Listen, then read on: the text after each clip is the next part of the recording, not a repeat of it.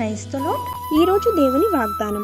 మనుష్యుడు రొట్టె వల్ల మాత్రము కాదు కానీ దేవుని నోట నుండి వచ్చు ప్రతి మాట వలనను జీవించును. మత్తయి సువార్త 4వ అధ్యాయం 4వ వచనం. ప్రియమైన సహోదరి సహోదరులారా, యేసుక్రీస్తుని శోధించిన అపవాది మనల్ని కూడా ఏదో ఒక విధముగా శోధించాలని చూస్తుంది.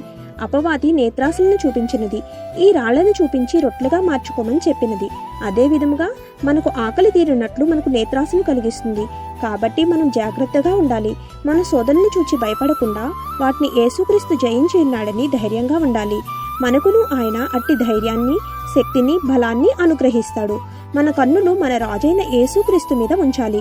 రాజులకు రాజు, ప్రభువులకు ప్రభువు సెలవిచ్చిన విధముగా మనము కూడా, నా దేవుడు నాకు ఆహారం దయచేస్తాడు, ఆయన నాకు మంచి జీవిత భాగస్వామిని అనుగ్రహిస్తాడు, ఆయన నాకు మంచి ఉద్యోగం ఇస్తాడు, ఆయన నా శోధనల నుంచి విజయం ఇస్తాడని చెప్పినప్పుడు శోధనలు మనల్ని విడిచి పారిపోతాయి. ఎటువంటి నేత్ర ఆశను మనల్ని జయించలేదు. దేవుడు ఈ లోకాసుల మీద మనకు విజయాన్నిచ్చి మనల్ని దీవిస్తాడు. ఆమేన్. God bless you.